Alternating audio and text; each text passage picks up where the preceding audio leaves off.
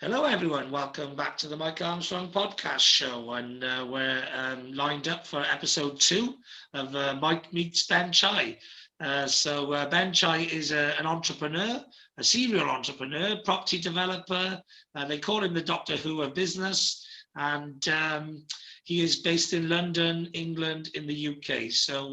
How are you doing today, Ben? You okay? Yeah, I'm doing really well. I'm a bit worse for wear at the moment. There's an app called Clubhouse, and I was in a room till I don't know half five actually. There was just beautiful piano music in there, and I'm a great fan of piano music. The lady was just very talented. Um, so I was in there till just networking. Yeah, but she played her piano music for until about 5:50, 5:30, and there was another room where it was somebody's birthday, and who's just an incredible person, and so I was up. So I'm a bit, if I look a bit like, worse for wear, that's why. Yeah, no worries at all. And the last time I had you on, which was only a few weeks ago, and we discussed your COVID product for eliminating the virus in the air and that sort of thing, and other things in the air. But I know you're a serial entrepreneur and you do a lot more than that as well. For the listeners and the viewers, tell everyone a little bit about some of the other things you do over and above that. And if you want to give them a quick recap on what you're doing with the COVID product at the moment, then feel free to do so. Yeah, so I'm an entrepreneur by accident, I think, because I would have been quite happy to stay in a job and work up the corporate ladder. It's kind of fun, but various things happened, and my first business was eventually in education and training. So that's just teaching technical concepts, so software and networking, how to connect systems together.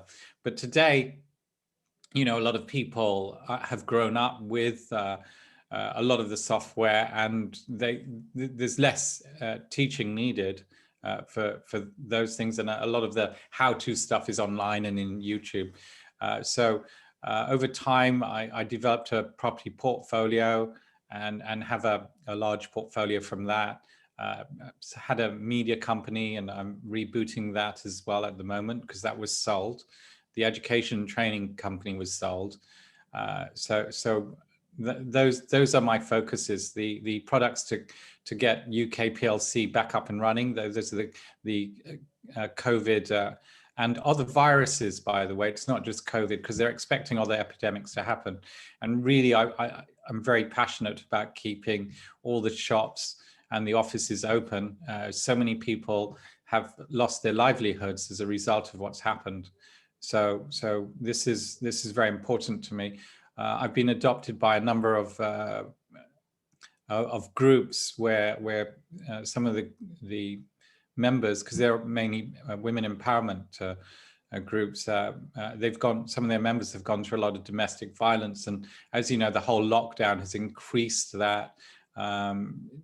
People, drug abuse and death through that has gone up. Alcoholism has gone up because people have just been feeling very lonely. So this is why, the product, that's what that thing behind me represents. I think it's terrible if we have to go through another one of those. Yeah. So I'm very passionate about that. But if I had a choice and there was no such thing as COVID and epidemics, then I would probably just be focusing on the educational products that I produce to help people get past all these, the people who teach business but don't know what they're doing, and they charge 10, 20,000, 50,000 pounds to teach what is really just branding and marketing. There's no business processes, and most of those people who get involved with these kind of coaches fail. Actually, they've got a very high failure rate, but their branding is so strong that people think, oh, they're fantastic. I googled them. There's all these nice things about them. But if if you understand business, you would be able to do due diligence and go beyond the Google searches and find out what's really happened. There's this whole books written on how they create these good kind of search methodologies for people to think they must be honest. Yeah.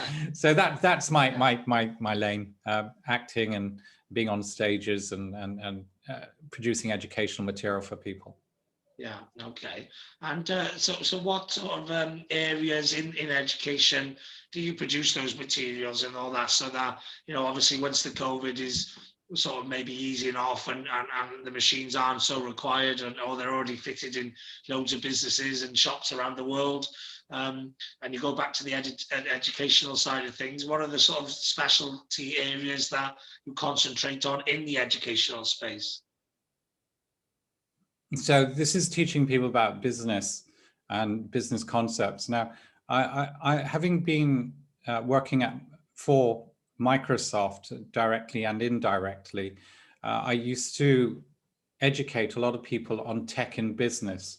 So I got to see a lot of the way they were running their businesses and why some of those businesses were losing money. So there was a lot of the education that I used to do, which was very focused on the other aspects of business. I have a diploma in marketing. I have been a sales manager and a sales director, as well as a technical director. So I can have a view of the whole concept of how businesses are run. And obviously, when I started my own businesses, I used to handle my own finances. I have a maths degree and used to submit a lot of my accounts before it just became too much for me, and the business.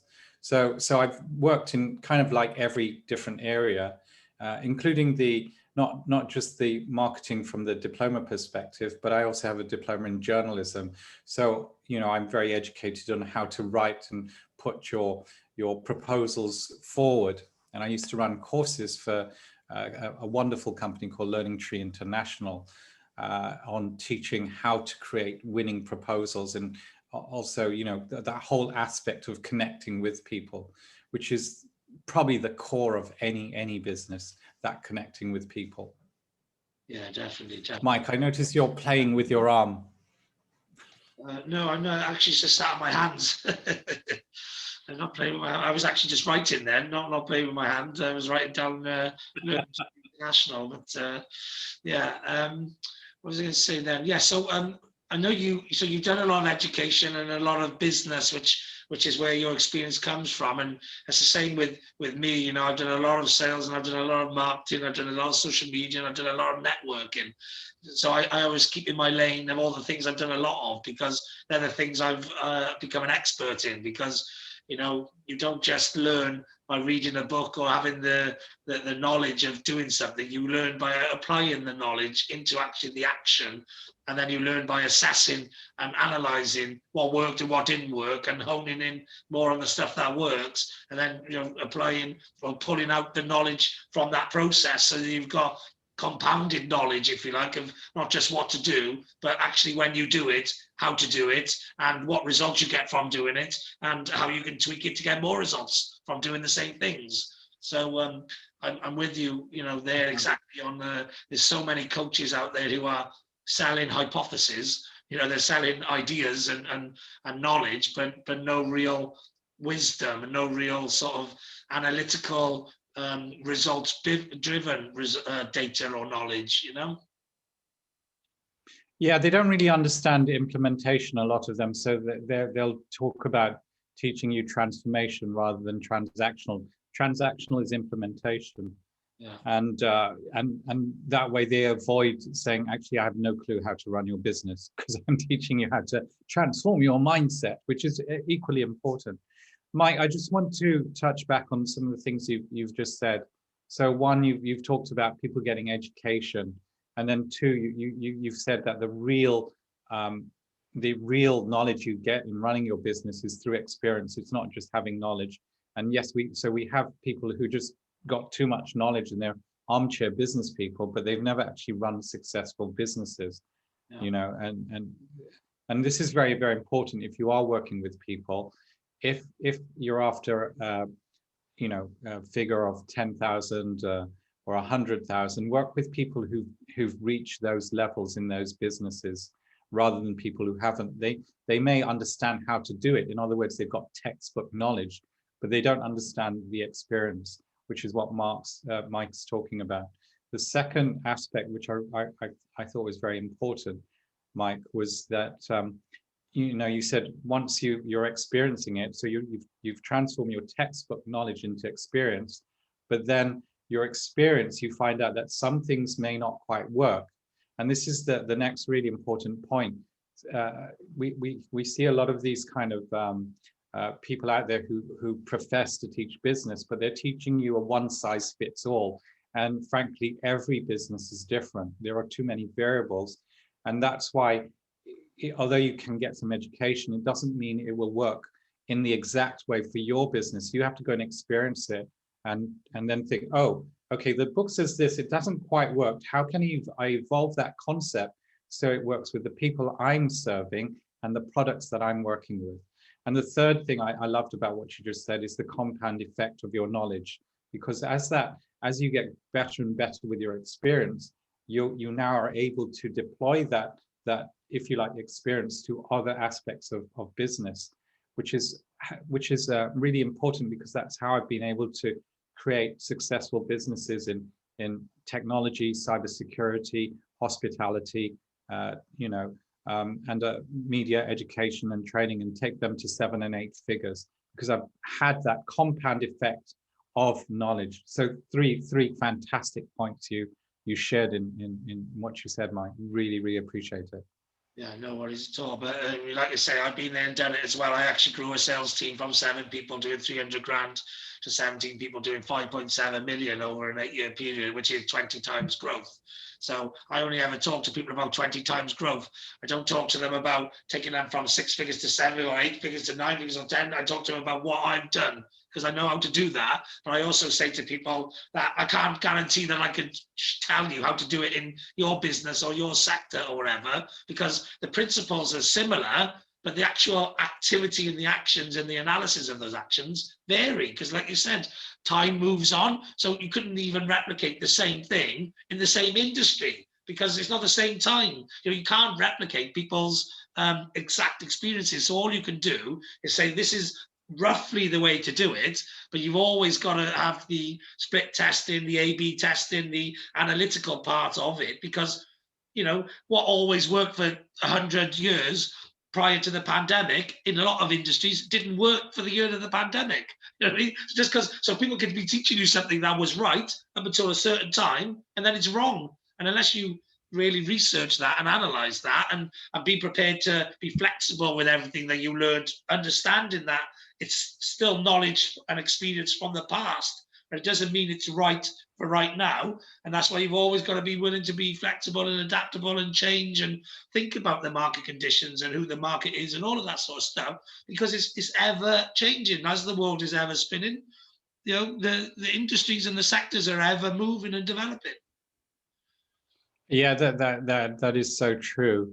So the concepts of sales are generally the same, as you rightly point out. But for example, if your business involves you going out and meeting other people and you know, socializing with them, that's very difficult to do in an academic. And so you need to find other avenues to connect with people, such as what many have done with their virtual connections through Zoom. But there's also that kind of how do I connect with people, you know, 7, 9 times, which was kind of the average if you were out there socializing with people before they think, Mike, you're an amazing guy. I really trust you because you're just so cool, you know, that kind of concept. And how do you do that online or during an academic kind of time? Yeah, so totally with you on that. Yeah, well, with what you just said as well, that triggers something in me. Well, that's why I take people from, you know, Clubhouse to a different Clubhouse room, to a Zoom room, to a Facebook group, to a, you know, to a LinkedIn, to an Instagram, because that's the same touch points. Like as if, right, you know, doing a networking event, and then you meet them at a coffee shop for a pre-meeting meeting, and then you meet them at their office and have a meeting there, and then you take them to a night out somewhere, and that same sort of relationship building and trust building, which is what gets you the deal in the first place, or it's what gets you the deal increased to a much larger value, because sometimes people enter at a low entry level and then they want to see how things develop and the relationship builds and the trust builds before they decide, actually, you're somebody who could do something else for me, which is maybe on a bigger scale. And again, people who haven't been through that type of relationship building, they don't understand that that's what's happening. But again, on Clubhouse and Zoom and online, if you can't do it in the real world, you have to replicate that type of social interaction and engagement by using whatever facilities and tools are available to you at that time. Yeah, you're so right, and I love the way that you're sharing about the different touch points. As you take them in one social media, you go to another social media, and that's one of the ways to create those touch points in connecting with people. You also shared something very, very important, that those connection points when you first meet them, and you're talking about socializing, like just going for a drink. Or, in some of the other areas, people go and play golf with each other. And why do they do that? It's because you want to see what people are like in other environments. What are their value systems, without talking about business. I think one of the amazing things about why Mike and I connected is we're not going in and selling anything. Like Mike said to me prior to this podcast, he said, Ben, do you want to share things that you've got to sell right away? And I said to Mike, well, honestly, I don't have anything really to sell. Of course, I've got my businesses and the hair products, but really the main aspect when you're first getting to know people is to just find ways to connect with them, how to it's become kind of like these words, authenticity or give and stuff. Just giving first and adding value first. It's becoming like that, one of those phrases, which is now annoying me, where people are saying, you've got to be your authentic self, or you don't talk about yourself, you've got to give, but there's no concept of how do you give value to people. Yeah. So people now have got all these kind of things in their head and they think they're giving, but actually they're not. They're still pitching, they're still selling, but that's because they have no clue how to just give and add value to people. Yeah, I don't know if that makes sense to you.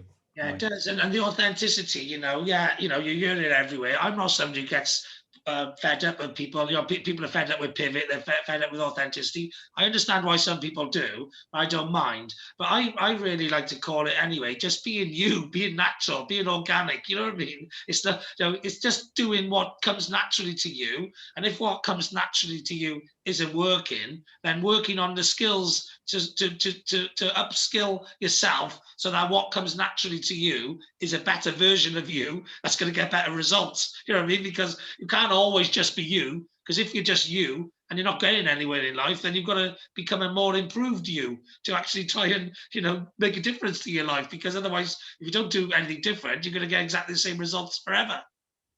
But I think, Mike, we probably have a different perspective on that, because I think you can carry on being you if you're happy.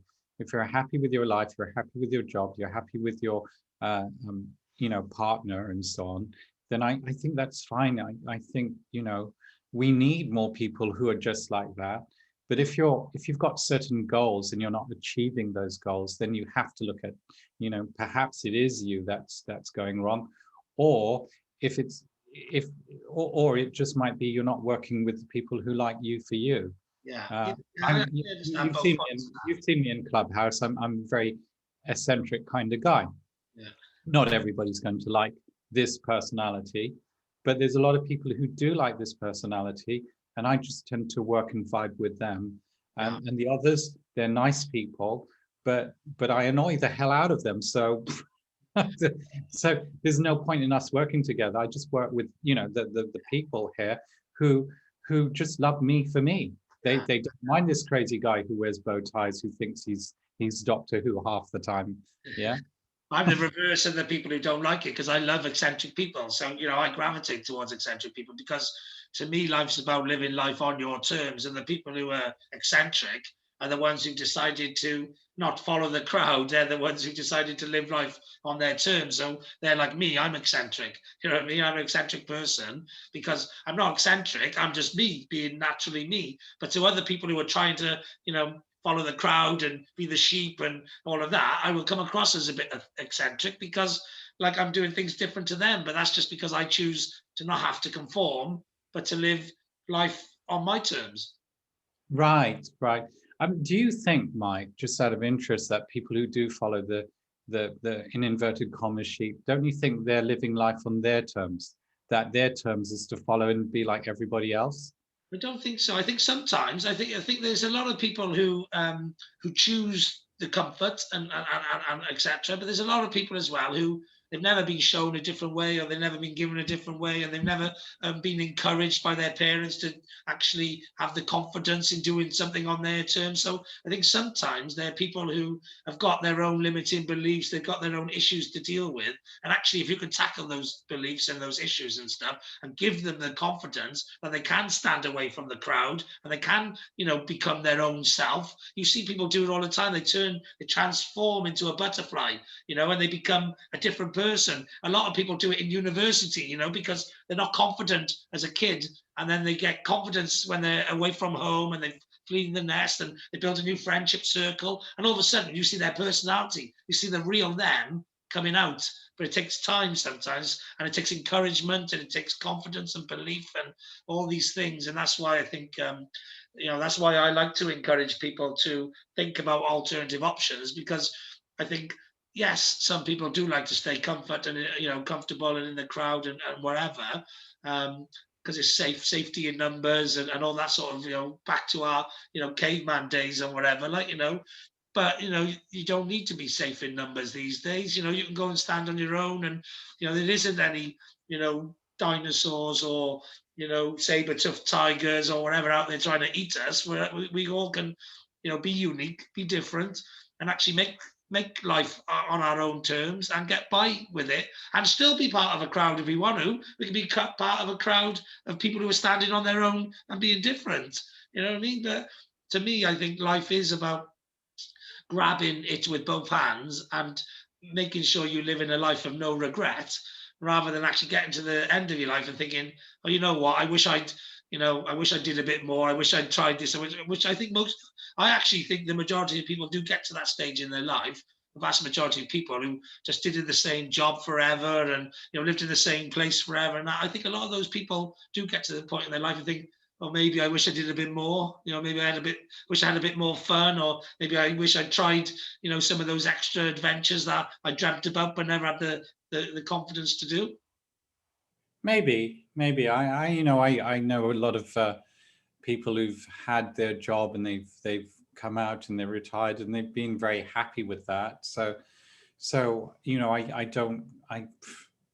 For me, both are right, and if that's what they want, that's great. They see the adventures, for example, that I'm on, and some of them say, Ben, I'm living vicariously through you, but it's not for them, that kind of life. And I don't believe everyone can have an entrepreneurial lifestyle. It was kind of pushed on me, Mike, and I've adapted, very well to that kind of lifestyle, but it wasn't something that I sought out. I never considered myself to be an entrepreneur. I never considered myself to be a business person who could grow these different areas to be incredibly profitable.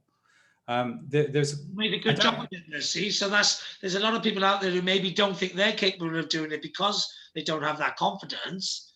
But I think people are capable of doing it. I think everyone given the right set of circumstances and the right situation, the right opportunity, people can run with it. It's just there's so much fear in the majority of human beings to step outside that comfort zone. That's why so many don't. And I just think there should be more encouragement through the state and the schools and the system and parents and all sorts of people to actually allow them to build that confidence up so they can try something different. Okay, so I'm going to challenge you here, Mike, a little bit. So I'm an entrepreneur, as well. That's the label that people give me. I would say that being an entrepreneur you're less likely to have a stable love life, for example. Yeah. Yeah, that is a huge downside. Whereas if you've got a job and stuff and it's stable, and you come home to your partner, or or your stay-at-home partner, and you're looking after that side, so one partner's free to go and make the finance. It's a that lifestyle is very stable from a a partner perspective. But Yeah. I've worked with many entrepreneurs, and their love lives are crap, Yeah. really crap, because they're working all the time to grow their businesses. And sometimes when things like COVID happen, they are now in huge problems, and they're working even more. So I just want to share kind of the other side. Also, when you're an entrepreneur, you have to deal with accountants, you have to deal with solicitors, to deal with people who, for whatever reason, crazy stuff is going on in their head. They think that you are the wealthiest person in the world and you owe them money because you weren't nice to them. Do you know what I mean? Yeah. It's not, I don't think the entrepreneurial life is for everyone. Oh. And certainly some of my friends who just wanted a more stable life for a little bit, they went back, got a great job. They may have had a little side hustle, which they could run with their partner, but as something to do together. But that's what's helped them keep together. Now, I'm not saying that because I don't want people to then write into now this podcast. Ben, you're saying that entrepreneurs can't have good partnership lives. So here's me and my partner, we're doing really well. I'm not saying that at all, but I'm saying it's more challenging. Yeah, no, it definitely is. It's like an entrepreneur's life is more challenging in almost every aspect of it because it's not that stable structure, and that's why it's more challenging. Because the other alternative way is a path well trodden, so everybody knows the path, everybody knows the way it works, and it's very comfortable, it's very safe, and all of that. And definitely things like relationships. If you're married to your entrepreneurial life, like most entrepreneurs are, then a partner has to fit into that. You know what I mean? Like I actually myself have chosen, probably the entrepreneurial life over two of my relationships. You know what I mean? Yeah. Because I Yeah. care about making the game of life a success the way I see it on my entrepreneurial terms, probably more than I do about a partner, or at least a partner who can't join me on their entrepreneurial journey, which is why I've been looking for an entrepreneurial partner, one that you can actually partner together with in life and in business, but they are hard to find, you know what I mean? Because women are less entrepreneurial than men generally, so it's a smaller percentage of. Oh, be very careful, Mike. No, I just Be very careful there. I work with a lot of women entrepreneurial groups, and I'm telling you, every one of my businesses, yeah. apart from one where I had the woman in charge of running the business, did very well. And the one that didn't do so well is because she got involved with one of the directors who was not a very nice person, and I would never have had him as a director. But one of my co-directors had that guy there. He was not, and that whole business went to pot later on. I got out, I sold my shares. Women are generally better than men in business and in life and in most things. They're better. Just be careful about saying men are better entrepreneurial. We may take more risks, Mike, but we also lose a lot because we take those risks, where the women have analyzed it much better than us. That's what I'm saying. I never said women. Be careful. I never said men are better entrepreneurs than women. I said there are more men entrepreneurs than women. So the ratio is different. The ratio is there are more men entrepreneurs than women because women are less likely to take risks. So therefore, women play a safer game, and that can be why they can be strategically better a lot of the time, like you say. That's why if you have a look at the most the highest wealth individuals in the world, most of them are male because males will take the bigger risk. But actually, there's probably more failed entrepreneurs than are male, just as well as there are more bigger entrepreneurs, because the women sit in the middle somewhere because of their sense, because they're less risk takers. But I never said. I want to challenge that, Mike. I want to challenge that. I would say there are more male men in the billionaire category because of patriarchal society which are being demolished at the moment, Yeah, right? So yeah. today, so the previous kind of world, it was like if you're a woman in business, it was like, what's wrong with you? Why aren't you at home? Why don't you want kids? You know, all that kind of Yeah. crap. Yeah. That's But definitely influenced it as well. But I would say the risk taking is a big part of it as well. You know what I mean? Because women are less likely to take, really big risks, whereas men are more likely to, because men don't really think about the effect on other people, etc. As women think about, the effect on all other people. So that's why I think women make great leaders, because women do think about, people more so than the males do. So there's all sorts of different characteristics of males and females and races and ethnicities and ages and all sorts of things. There are different characteristics.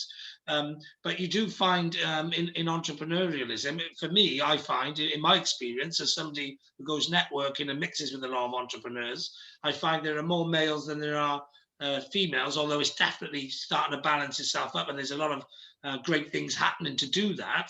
But it's definitely as a ratio, I would say there's definitely more male entrepreneurs than female, and that means then as a ratio, it's a harder thing to try and find a female entrepreneur because there's more male entrepreneurs looking for them. But oh. yeah, so but I didn't say anything about female entrepreneurs. I used to have a sales 17 people, and 12 of them were women, and 5 of them were men. So, I got no issues with women in their business skills and all of that. No, And then, I know you're a very inclusive person, Mike. It was just your and statistics. that's why I think this year It was just your statistics I'm challenging, not the yeah, not your perspective on no, people. no, Just so the podcast, the audience know, from my perspective, having seen Mike in action on multiple times, Mike is a very, very inclusive person. He loves people for being people. It doesn't matter whether you're a man, woman, a black, Asian, green, orange, and alien. You could be a dragon. You could be a Welsh dragon. For all he cares, as long as you've got a good soul, Mike loves you to pieces and will do anything to help you. So Mike, I just I've publicly said that now. I know, but that that is the truth. At the end of the day, it makes no difference to me. But yeah, what I love is, and I love entrepreneurs, female, male, anything. I love entrepreneurs because entrepreneurs are the ones who make the difference to the world. Really, it's entrepreneurs that they're the ones who will get us through the pandemic. They're the ones who are responsible for growing the economy. They're the ones who it's not the government. To me, it's not the government. It's not the people who are in jobs generally, because they just do what the entrepreneurs are paying and shaping to happen. The movers and the shakers of the world, the people who really have the control of the world are big, the entrepreneurs in charge of big business. But it's the massive entrepreneurs all over the world that really do make a difference to this world and this planet. They're the thinkers, they're the doers, they're the movers and the shakers. And so, I love entrepreneurs because they're the ones who've got the balls to back themselves and not just, go and chase someone else's dream for a comfortable sort of spell, but actually, they're the ones who are willing to be the pioneers and the leaders and actually make things happen. Just like, you with this COVID project and stuff. Like, this is, just like the people in the pandemic who went to doing PPE and the hospital equipment and all that sort of stuff. I love the entrepreneurial spirit and the entrepreneurial nature to just get stuck in and make a difference. Like, Yeah, so here is an aspect of entrepreneurialism. When you see a disaster, you look at the opportunity of the disaster. And one of the thought processes here of why, for example, I got involved with these units that, so the diagram behind me, for those people who are just listeners, they're not viewing this on YouTube or anything, behind me is a diagram of what we call a Placide reactor. And what a reactor it does is it creates mini micro lightning bolts. So any air with particles that comes through it, the lightning hits those particles and splits them. Now those particles include viruses such as coronavirus. So it literally eliminates coronavirus. It also eliminates allergenic pollen and chemicals. And one of the problems with the pandemic is that a lot of people have used a lot of cleaning materials kind of almost regularly in the hospitals to try and ensure that, you know, there is no virus on surfaces. But a side effect of that is now we've created a lot more, for example, bleach and the chemicals in the air, which is actually impacts your lungs and can create more secondary infections in your immunity. So an entrepreneur isn't just thinking, okay, first of all, there's a disaster. How can I help? How can I reduce what's going on? But they're also thinking a little bit beyond that. So here it is in my head. I'm thinking this is a travesty. People have suffered from this lockdown, not just the virus, domestic violence going up. Loneliness has caused people to take to drugs and alcohol, just a whole bunch of other issues. Whereas if the pubs and the restaurants and the offices were kept open and they still had their job, they'd still be out there contributing to other people and feeling good about themselves generally. So beyond this, if these products get adopted in not just the UK, but around the world, then we can create a society where it doesn't matter how many virus attacks we have, that we have now devices that will massively reduce the infection rate because it's destroying these viruses as they come out. And if, you know, depending on whether you're a conspiracy theory or not, if this is a man-made generated virus, again, this unit is still going to kill it. It doesn't matter whether it's real or not.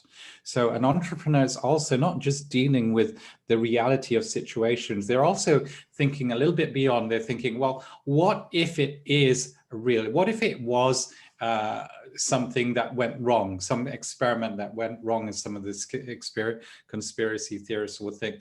Well, it still works. It still destroys whatever is in the air to allow people to work freely within their offices and reduce that infection rate.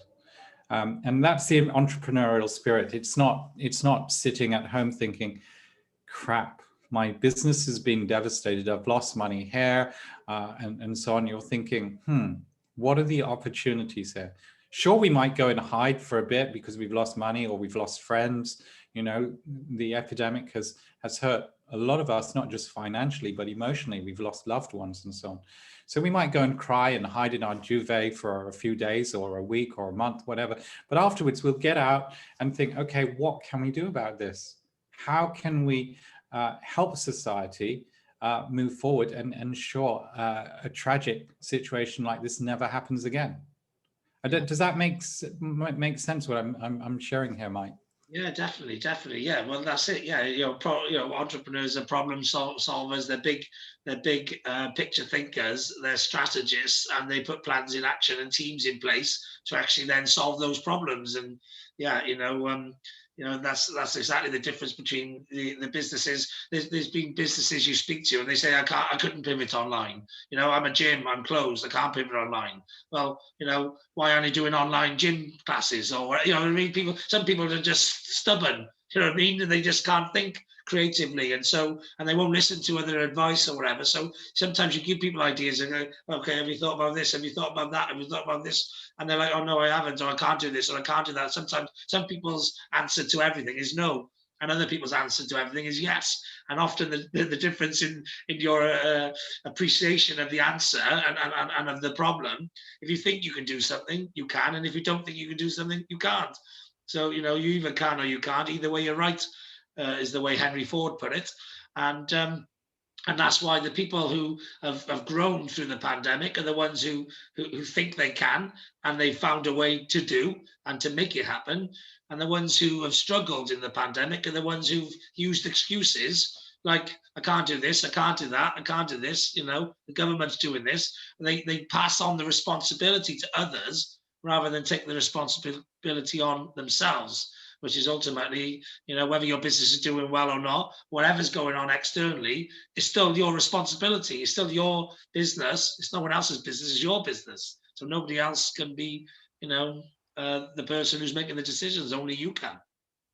Yeah, and I think, Mike, that there's a great difference between being a business owner and an entrepreneur, because there's a lot of business owners, as you say, who've just followed a path, and that's the only thing they know, and it makes them money in under certain conditions. But as soon as a different, either political or in this case, a pandemic, a more disease-oriented disaster has happened, they can't cope with that because they're not in that kind of entrepreneurial spirit.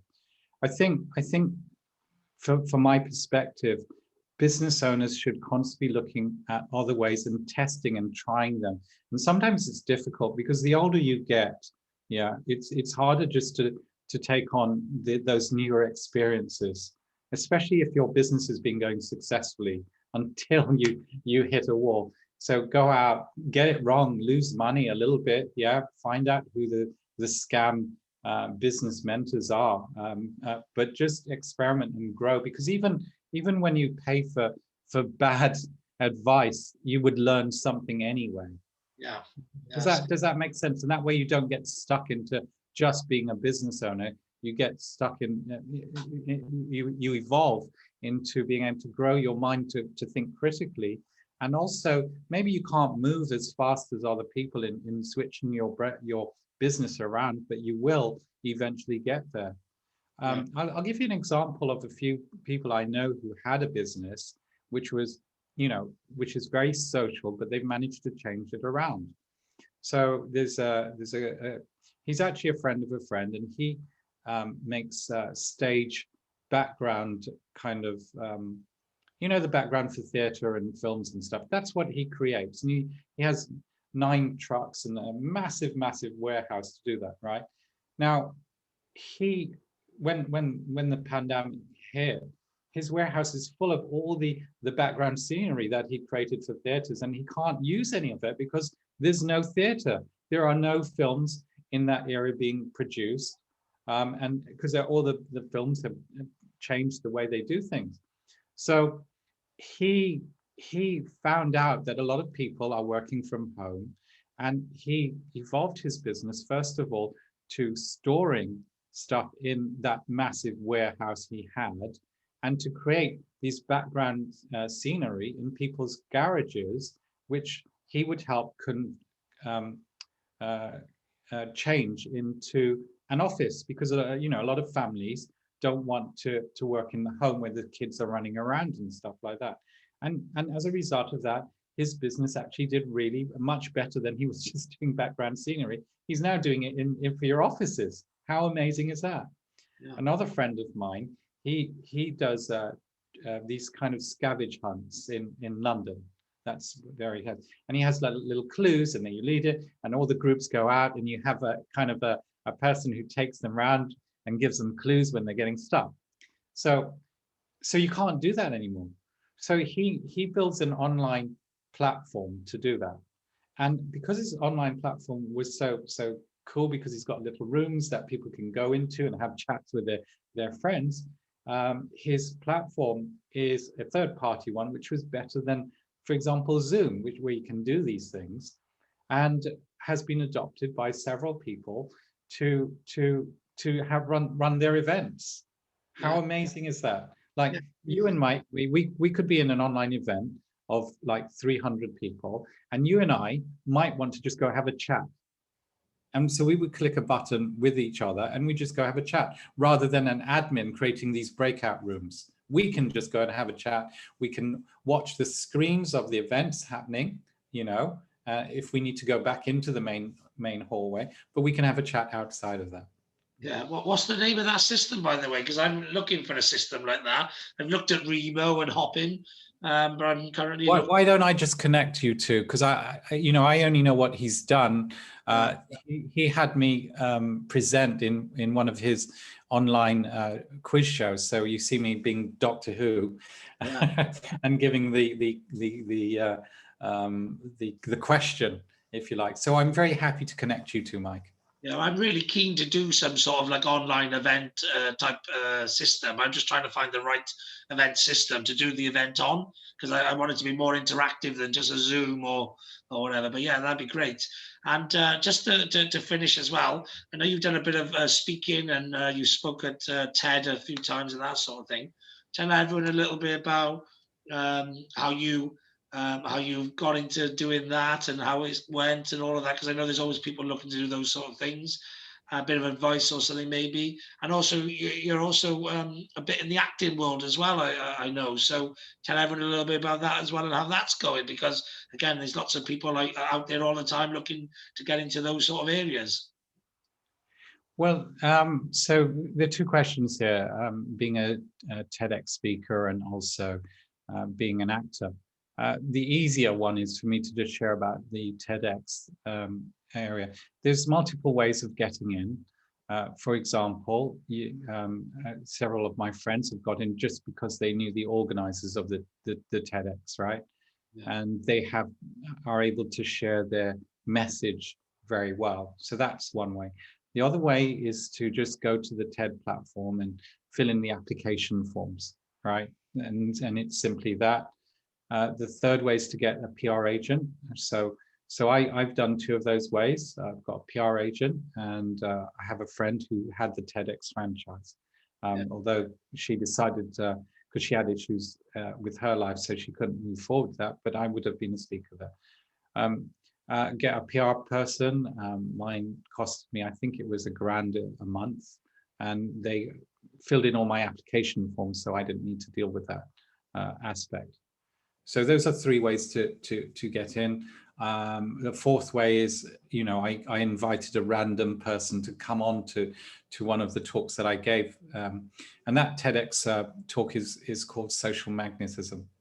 I'd just like to defocus the conversation and talk a little bit about social magnetism for a second. Mm-hmm. The TED talk on social magnetism went viral on its own, because what that looks at is coming right back to our first discussion, that kind of like Mike and I were talking about, in those touch points and connecting with people in business. The talk came out of the fact that I saw a lot of people who would come to events, and they'd go and they'd leave those events kind of empty-handed.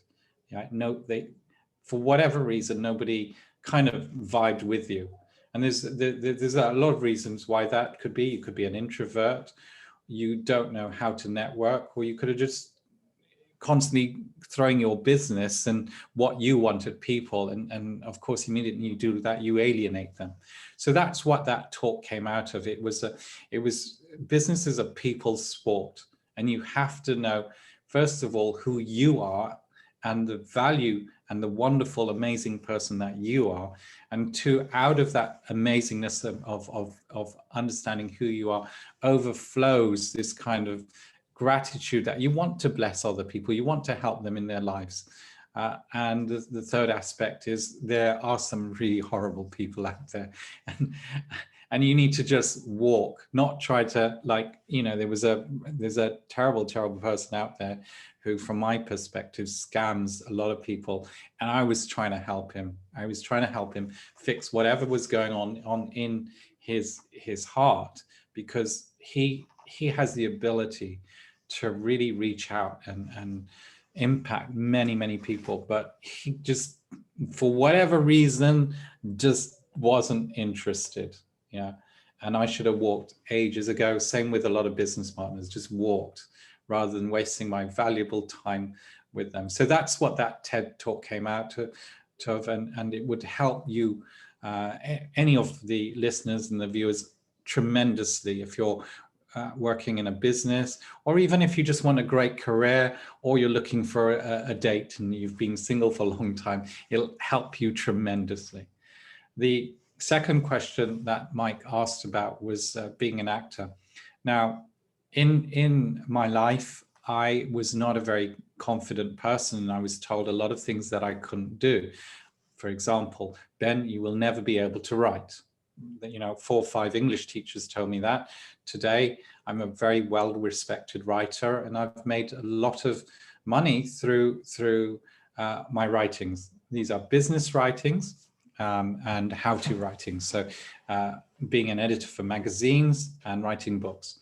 The second thing I was told was that, you know, I'd never be able to really be able to speak on stages. Now, yet I've today spoken on stages up to 14,000 people. So these are some things that I was told I couldn't do, wouldn't understand business. In fact, when I developed the property portfolio, some relatives said that I was only lucky because another relative was helping me. In fact, actually, I was helping them. And now that 10 years has gone since that incident, they've seen that my property business has grown and theirs has gone nowhere. So the truth eventually came out. So that was another thing that they told me I'd never be able to do, is grow a property business. Now, the last thing was being an actor. This is one of the hardest things you could do if you want to be an A-lister. You can make a decent money being an actor, but it is a hard industry. It's the last thing that I need to get through for my own, you know, just to see if I can do this. Yeah. And that's why I focus now a lot of my efforts and focus to deal with one of the last things that I was told I could never do. And by the way, I don't think people were wrong at the time. Probably I couldn't have done any of those things because I didn't have any self-confidence. I didn't know how to connect with people, so they were right. But just because they were right then doesn't mean they're going to be right tomorrow or the day after or the day after that. And if you can somehow grow your business or grow yourself and understand that, way back right at the start of this conversation, Mike's mentioned the compound effect of experience, then you will eventually get there. My writing got better and better and better until one day, you know, people all over the world are asking me to either ghostwrite or edit or write articles for them. My stage presence grew and grew until today. People are asking me to MC their shows. They're asking me to come on and share 15 minutes, an hour, whatever, of business or life experience that will help people. The acting side is hard, and I'm using the exactly what I shared in the TEDx broadcast to get there. I don't want to say I can give anyone any advice there, because it is, you've got the traditional way of going through and being an equity member and going and getting education, which I've done. But there are certain other blockages that will prevent you. That's not internal blockages, these are external blockages that may prevent you from getting where you want to go. So you need to really understand that whole social magnetism, network with people, and you will be able to get more likely to get great roles that way.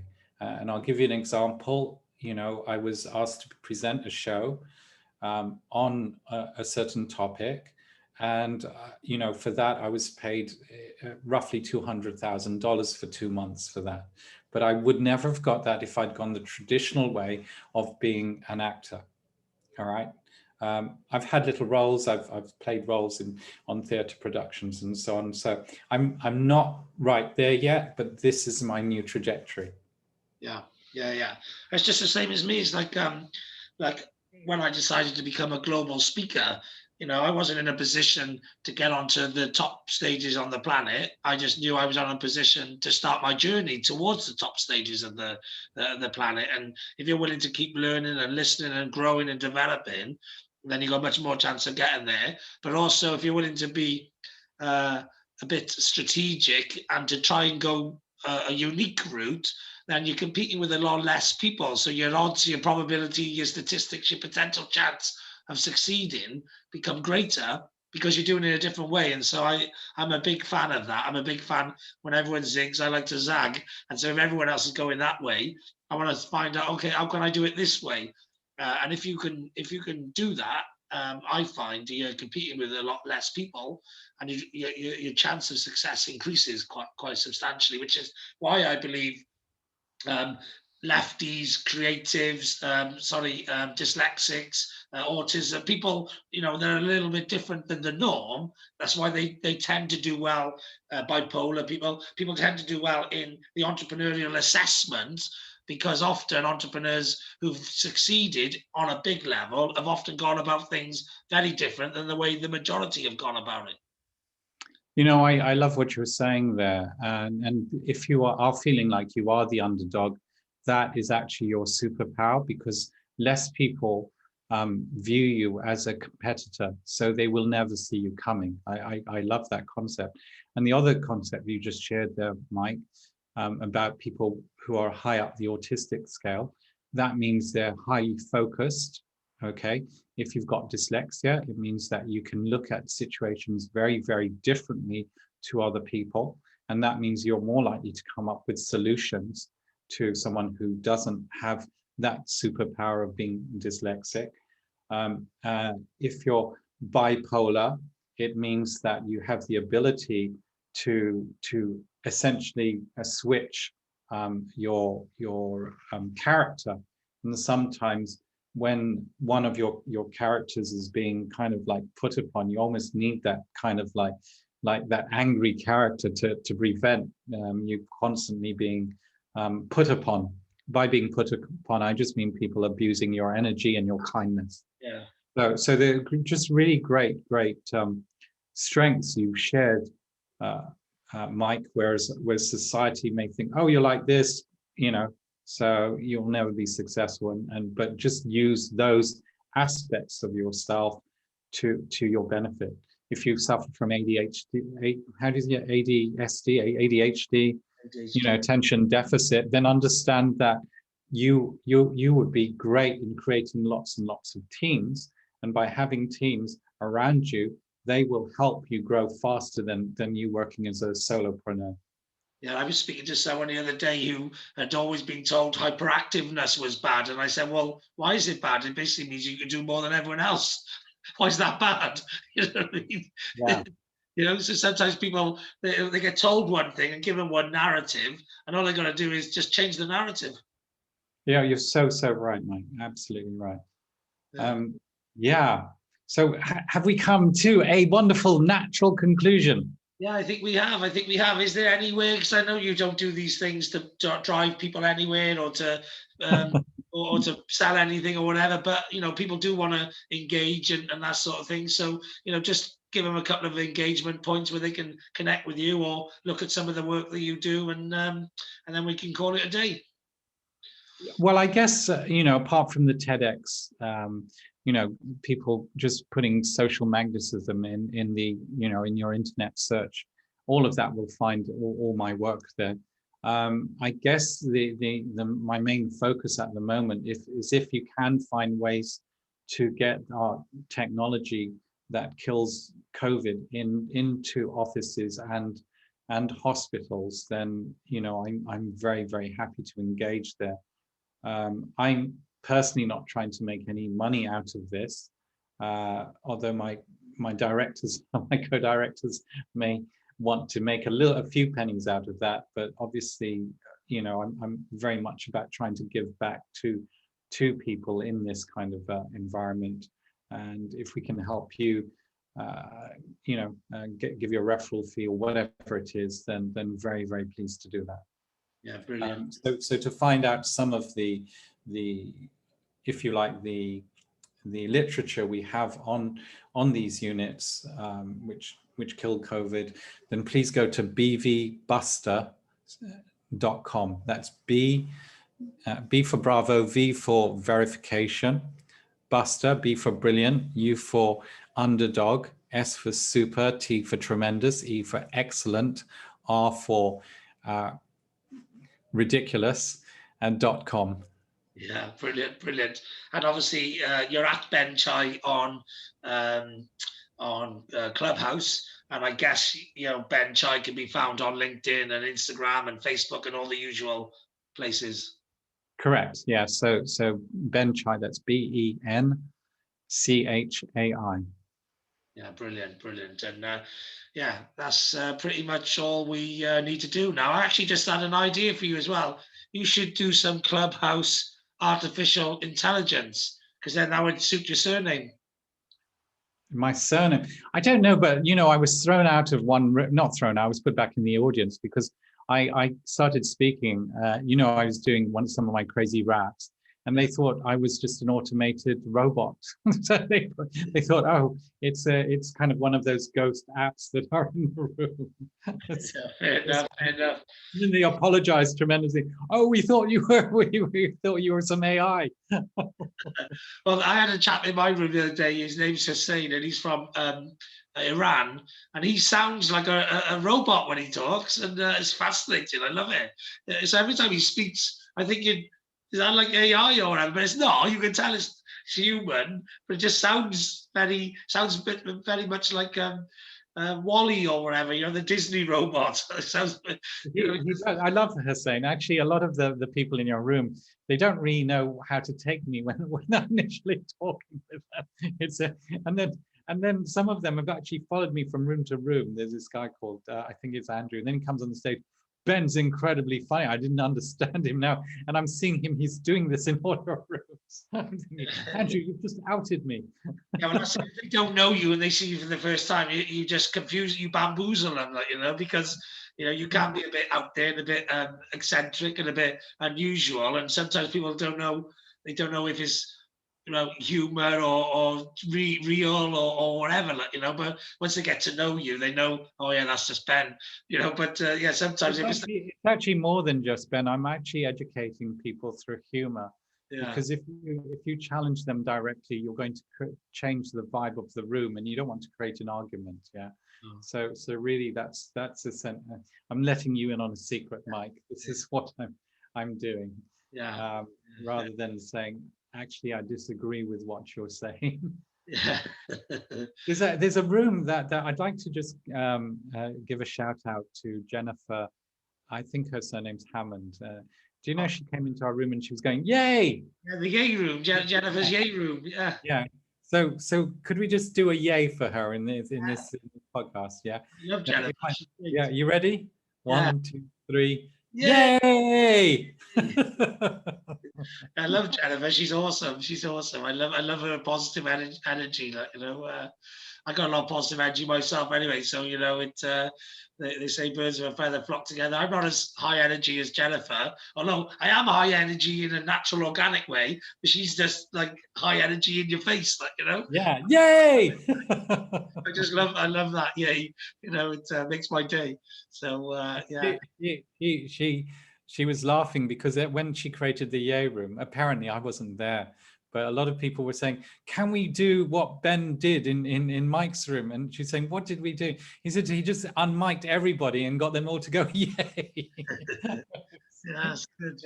I suggested to her she should do 101 ways to say yay, like a yay a day keeps the doctor away and stuff like that. And I think she might be working on that now. Oh my goodness, Mike, you are. I was saying to her the other day, it would be crazy if she and I were on a street, because you know how I am, and I'd be happy going, yay, walking down the street, and I think she'd be the same. Yeah. And we'd have a film crew just to see what people's reactions are. We're going, yay, yay, yay. That would make a good series, like doing a yay in Times Square and a yay. Yeah, exactly, because I was saying to her, I was in St. Louis when they were getting in the Guinness Book of World Records for people doing the most Macarena, the Macarena song dance. And I was saying, it'd be great if we did the same thing and create a flash mob for Yay. The world's biggest Yay, or Yay Day. The world's biggest Yay on Yay Day. I'm going to write that one down. And here's the interesting thing, because I'm not particularly a positive or negative person, because I think I work in reality and look how to improve the reality of things. So I'll say it how it is. But when you say yay, and do it with all your energy, just in your own room, so you don't have to have people looking at you and thinking, what are you doing? But do it 5 times and shout, yay, something really changes in your heart. Yeah, well, it's very similar to the laughing yoga. If you make yourself laugh, like I sit there like thinking, is this real, right? I'm thinking, and then force laughing, and before you know it, you're just laughing. I just can't stop laughing because it's contagious, you know what I mean? But it's also abstract, and I love the abstract nature of it, so that makes me laugh anyway, because it's just out there, isn't it? It really is. It really is. I have to say I do prefer the yay, because when you start laughing, you do, even the yay sounds initially, but it's very difficult when you just go yay not to feel anything. Whereas laughing, when you start doing the laughing yoga, initially you start out feeling, oh, this is, before you really get into it. So yay is just a really quick way of and I think after, actually we should do that. I'll speak to the laughing yoga instructors. Get people to say yay 5 times with all their energy and then go into the laughing. Yeah. I think people are more likely to do that and feel it. Well, definitely works. I used to run telesales teams, and one of the big things in telesales environments is to smile, because they can pick up the smile on the other side of the phone. Your whole demeanor changes if you're smiling and if you're happy, and the muscles are working, and it sends off the hormones and all that sort of thing, and that comes across in your tonality and in how how you sound. If people sound happy, you want to speak to them. If they sound miserable and down in the dumps and boring, and like they're reading off a script and stuff, you just want to ignore them. You know what I mean? You just can't be bothered engaging with them. Mike, you see, every time people say things like you've just said to me, my entrepreneurial mind goes into overdrive, and now I want to phone you up, and see whether you can tell whether I'm smiling or not. You definitely can. You definitely can. Honestly, because I want to see if I can replicate the same kind of energy without me smiling. So that's my entrepreneurial thing. I wonder if I can do this. It's the same as with when everyone's wearing their masks. You can smile with your eyes, yeah. And so, like when I'm out and about, I still smile at people. Like some people might think, "Oh, I got a mask on. What's the point in smiling?" I still smile. Mike, it's your sunglasses that nobody can tell whether you're smiling or not. So yeah, I think I'll just put it out there. And I know why, especially when you're doing these broadcasts, because I've got a big light shining at me. Yes, exactly, Mike. So I've got a big light shining at me, which hurts my eyes. So I get why you're wearing your sunglasses. I wear my sunglasses. It's part of my image. It's part of my brand. So that's what I wear. That's the only reason. Really, I started wearing them in the summer networking once, and it become part of my brand, and so I just kept it. It's a bit like the drag. So the glasses found me, just like the Welsh Dragon found me. I've always been Welsh patriotic, but I only started being called the Welsh Dragon since the start of Clubhouse, because obviously I do a lot of networking in Wales, and in Wales I'm just another Welsh Dragon in amongst all the other Welsh Dragons. But when I'm global, I'm the Welsh Dragon. When people think of the Welsh Dragon in America, or other than maybe a couple of sports people that might have been given the nickname over the years or whatever, I'm the Welsh Dragon. I'm the only Welsh Dragon. Whereas in Wales, I'm just another Welsh person. So I love it. I love it. I love your differentiator, Mike. Yeah. Well, that's it. The sunglasses allow me to use the smiley face with the sunglasses on as an icon, and the Welsh Dragon allows me to use the fire icons as a icon. So they all come in useful for helping with your social media and your content standing out a bit. And I stick the smiley face on, I stick the fire on, I stick the microphone and the Armstrong, because Mike Armstrong. So I got loads of little icons and stuff, which I'm going to be putting on all my merchandise and selling soon. So, Great. That sounds amazing. I'm looking forward to seeing some of them. Yeah, I'm going to obviously do a load of Screw the Big Rooms merch as well. I've got t-shirts and hoodies and bags and stuff I'm working on at the moment. So yeah, it's going to be good. So Mike, let's just thank all our audience for listening. Yeah. And if you've found this useful, please do write a comment or send a comment in. And if there's anything that we can do to help you, again, please do reach out to Mike and myself. Yeah, brilliant. And thank you very much for coming on my podcast again and sharing more of your wisdom. Thank you. And thank you so much for having me, Mike, not just on your podcast, but in your rooms. I do have a lot of fun with the people in your rooms. And because it's a smaller room, you know, there's a lot more I can do than with a larger room where people are competing to you know, shout over each other. So it's fantastic. Brilliant. Well, I look forward to seeing you either when I'm in London in July or when I'm in Essex in August, and getting to meet you in the real world and in the flesh, and have some more fun with you. Yeah, definitely. If you can cope, that'd be fine. Not everybody can cope with me standing on tables in hotels, Mike. So I've got I'm just giving you some advance warning. I've got a friend who likes to do Pavarotti in the middle of a restaurant when it's quiet at the dinner table. So, you know, don't worry. I'm used to awkward social experiences. And I do them myself, but it usually takes me about, say, 8 ciders before I start jumping on tables. But once I've had 8 ciders, watch out. I'll be joining you whenever you are. No, I'm sorry. Alcohol is cheating. If you Google Ben Chine extreme reading, you will see me doing crazy stuff. Just reading aloud in strange places, like aeroplanes. Yeah. So, Brilliant. thank you again, Mike. Yeah, have a great day, okay? All the best. Bye-bye. Yeah, you too. Thanks again. Bye.